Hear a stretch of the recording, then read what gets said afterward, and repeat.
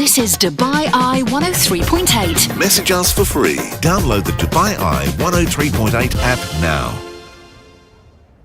Well, a very good afternoon. It is day 3 of the 2018 DP World Tour Championship. Myself, Chris and McHardy, Robbie Greenfield. We have been here throughout since I think the second day of practice. We've been here since the Tuesday. And Robbie, we're now joined by a very special guest indeed. It's been a real delight and a real thrill all week talking up the fact that this man was going to be joining us, and he now does. He certainly does, yeah. Delighted to be joined by the successful Ryder Cup captain of 2018, a man who's never tasted defeat either as a player or a captain in the Ryder Cup. It is the one and only Thomas Bjorn. Thomas, welcome.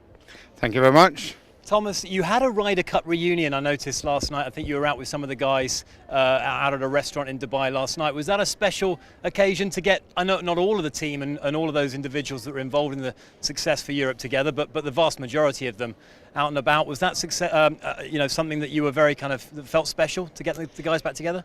Yeah, I think you in a Ryder Cup like we had, you grow some pretty special relationships, and we were in contact leading into the Ryder Cup, and obviously the week was great, but we've been in constant contact ever since as well. And I think there's just so many great relationships grows through a week like that. And we had an opportunity here. It's not often that many at the same tournament, and there was 10 of the players here, and Westwood was here, and I was here, and I just thought, if I'm going to do a last thing as captain, I'll take them out for dinner and enjoy a nice night with them. And we brought the girls, and we just had a nice night. And the conversation is, people think that we'll be talking Ryder Cup. I don't think there was that much talk about Ryder Cup, but just in general about how you go forward from here, and those relationships grow. I mean, getting Tommy and Francesco away from each other seems to be difficult these days in tournament golf, but it certainly was last night as well. They were just sitting there next to each other, and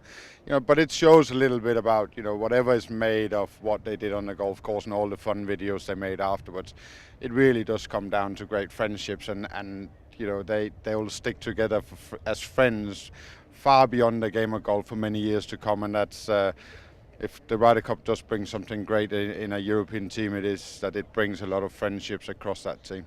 Are you fed up talking about it, Thomas? I always think that probably for the last 2 months all you have done is talk about the Ryder Cup. We are probably not asking any questions that you haven't heard before. Is there a part of you that gets tired talking about it, or will you always love looking back on those few days over there in France?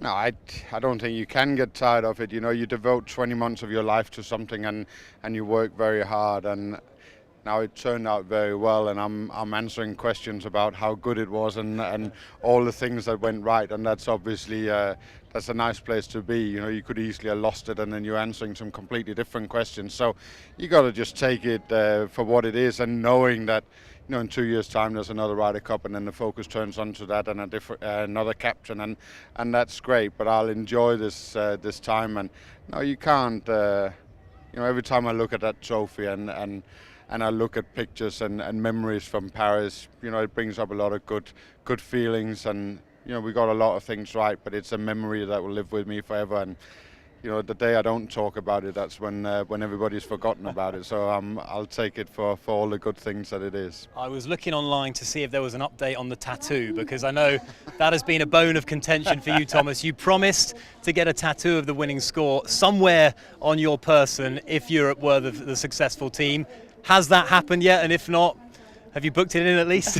Well, it's certainly in the planning, but I think when you start putting things like that on your body, you might not have to do that too quick. Then you got to live with it for the rest of your life, and it certainly will be on a place of my body where I can't see it. But it is coming. Talk to us about the environment if you can, Thomas. Give us a little anecdote or two from it. We've heard often the big Braveheart speeches, and I appreciate there was no Scotsman in your team, but was there any vocal player? Was there a moment that you can look back on and think, that still brings the kind of hairs on the back of my neck to attention? Was there any one moment in that tea room that really stands out for you across the 4 days? Well, I think it was all about moments during the week where we took the moments that presented themselves in front of us, and there was a couple of key moments. There was a key moment for me. I thought the speech, was something that I hadn't particularly looked forward to, and it became a moment where I connected a lot through the speech with the players, and I felt that afterwards when we walked away from the opening ceremony, I felt like the mood changed a little bit, and there was a bit of a seriousness in the camp, and it was just a bit of focus that came into these players, and that was a big moment for us. And then after the Friday afternoon when we'd won the foursomes 4-0, I had a moment, and normally you'll have a team meeting back at the hotel in the evening, and I just kind of grabbed a moment there, so I'll just ride it while we're in it, and we're having really good feeling about things. And so I grabbed a moment with all the players and all the caddies in the locker room right after play, and those 5 minutes there with them probably is a standout moment for me, in the way that the conversation that was there, the belief that was in the group, and I think there we kind of knew if we could stick together and we could stay focused and concentrate on what we do, we had a big chance of winning this, because that was what happened on the golf course was big for us, but we needed to do this together, never get ahead of ourselves, but also enjoy that we were underdogs and a lot of people didn't give us a chance, and here was a moment where we showed what quality was in the group. So it was a big moment for us in that locker room on Friday evening, and then we went back to the hotel. And when I got back to the hotel after kind of a big almost celebration feeling in that locker room, I got back to the hotel, there was 12 players that were very calm, very focused, very determined about what they had to do the next day. And I thought, you know what, this group is, they know where they are and they know what they want. And there was players in the group that really, take control of the situation. But in every great team that I've ever seen, golf or any other team, there's a great leader from within, and there was a few guys in this group that really knew their roles and played those roles well with the rookies, but also with the other experienced players. The job of the captain has grown with the growth of the event and the size of it, and we know the level of meticulous planning. We've spoken to Monty. He was measuring out beds at Celtic Manor to make sure that they had an extra inch of room when they're sleeping at night. But how on earth do you, as captain, stay on top of everything? You must have a million things running around in your mind: partnerships, dynamics, team rooms, speeches, motivational talks. How do you stay in the moment and kind of savor the moment, Thomas? Because obviously it's a one-time gig. You want to be in the present and enjoy it. Well, I've been fortunate. I worked as a vice captain 4 times, and I've always through all of that taken note of what other captains do and how I see it, and what I agree with and what I disagree with, and kind of kept it in the back of my head. And even though you work hard and you put everything down and you think here's a plan and you got to live it, you spend so much time doing it, you can't anything but second guess yourself a lot. But once you get down to it and you see it in the week, start living, your confidence grows as the players get there, and you can see they're in a good place, and that comes through a lot of conversation. It's very easy to think that the captain, it takes a role where it's about how you see it and how you want to live it. Well, I believe you've got to live it through your players, because they're the ones that got to go and perform. They're the ones that are going to be out there. So it's their Ryder Cup, it's their opportunity, and you've got to live it through them. And you can only get that through conversation with them. So I had long conversations, and obviously you have longer conversations with some of them. The more senior players, you kind of want them to feel in a good place. You've got top players today, you've got to nurture them, you've got to look after them. They're used to that in their everyday life. But you need your senior players to then stand up and look after younger players in the group. So you've got to have long conversations with it and try and live your ideas through your 12 players. And that was very much where I was with it all. I wanted those 12 to go away and feel like it was all for them and it was all about them. And we succeeded to it, but in doing that, but also, it's easy to stand after and say, yeah, you succeeded in everything you did, but because the result was what it was. But when you talk to the players and having the conversations with them, I have post Ryder Cup, I feel like we lived out a lot of things that they wanted to do, and they felt very comfortable, and they felt like it was a well-planned Ryder Cup, and it gave them an opportunity to be at their best. Come on then, Thomas. I've been over to Copenhagen. I know you Danes like to party. No Scotsman in that team, but I want some big reveals now. Who was the last one to bed after the party? To be honest, I don't know. I think they went to bed pretty late, all of them. But there was one moment in the evening where I thought, okay, I lived all of it that I can live. Yeah. It's now time for them to carry on, and I'll go to bed. So.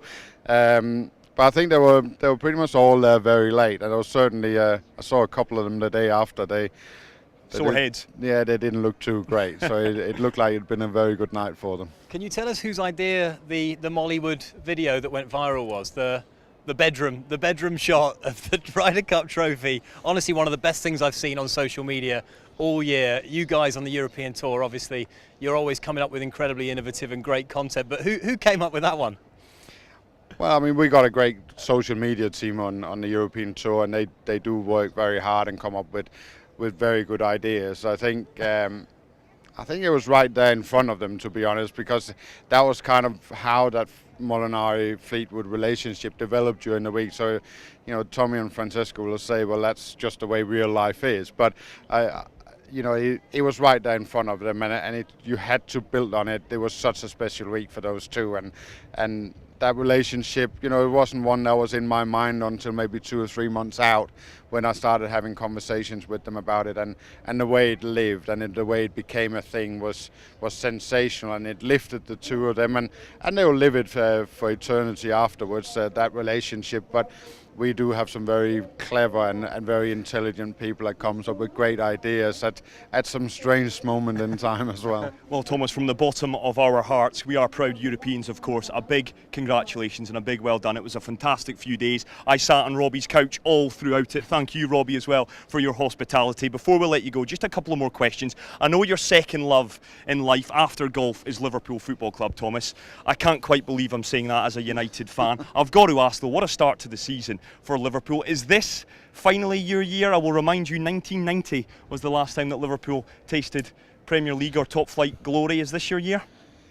That's a difficult question. They've got a better chance than United, that's for sure. They certainly we do, but it's a difficult question, because obviously there's a couple of other teams that are very good as well. But the one thing I'll say is that as a Liverpool fan, it's great to have a bit of belief again. You actually believe when you go in and watch games, and that they can do great things. And for me, it's always been my great love. I was on social media yesterday and watching Kenny Dalglish become a knight, and for all the things that he did for the club, and especially around the Hillsborough time. It is a great club, and once your passion is with the club, it never leaves you, and that's the great thing about supporting football clubs, whichever club you support. But it's a year of believing again in Liverpool, and that's a great thing, I think. I've got one more, actually. The Ryder Cup is with us, the trophy, and I think it's in the top 5 trophies in all of sport.